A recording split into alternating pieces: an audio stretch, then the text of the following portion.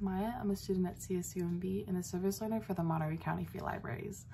In today's book chat video, kind of going off of what we did in the last book chat with Night of the Living Res with Morgan Talty, we will be doing an additional or another Native American author book review. And this next book will be off of My Heart is a Chainsaw by Stephen Graham Jones. So this is a novel that kind of it's a slow burn. It's really a slow burn. Our main protagonist is an unreliable narrator, so we kind of see everything go down in her perspective, or what she wants us to see, which is pretty interesting. Some people don't like the first book. I haven't read any of the other books yet. One of them just came out this year and another one will be coming out next year. But My Heart is a Chainsaw is it's pretty slow burn. Some people don't really like that, but I think it picks up towards the last 100 pages or so. And I've been hearing a lot of different reviews from other people that the next book that came out, I think in late spring, early June this year, I think. I've been hearing really good things about that book, and I've been hearing that it's much more faster paced and arguably better, but obviously I don't know yet, so I guess we'll just have to wait and see. But yeah, so the main premise of this is it's about a girl who's obsessed with horror movies, and that's kind of what I knew going into the story, but I didn't really understand anything else.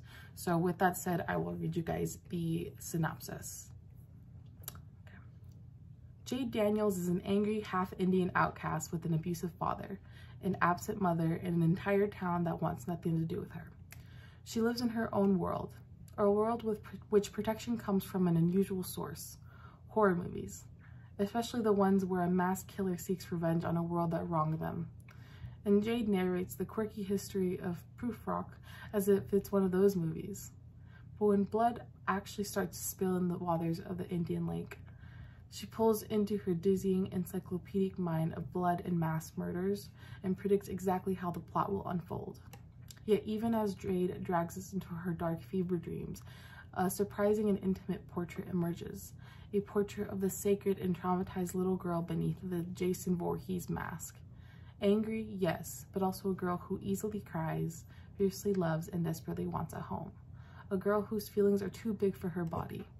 My Heart is a Chainsaw is her story, her homage to horror and revenge and triumph. You delve into the mind of Jade. My Heart is a Chainsaw is her story, her homage to horror and revenge and triumph. So, like I said before, we kind of really dive into Jade, the main character. We really go into her mind when we see everything that she sees and the way that she tells it. I really like this story because it is not like your typical slasher. It does pay homage to typical slasher films, but it's pretty different. It kind of is structurally different. And I also really like what the synopsis alludes to with her love for horror. And we learn eventually throughout the story is that the real reason why Jade loves horror films, anything related to gore and stuff, is she uses it as a way to cope with her own trauma in her life and just the bad situations that she goes through. Really good. I recommend if you like slow burns and then stuff that suddenly picks up towards the end. But I don't know, I feel like there's a lot of skewed opinions and reviews that I've seen online about this story. So yeah, I guess it's really just to each their own. And yeah, so thank you guys so much for tuning in, and I'll see you guys next time.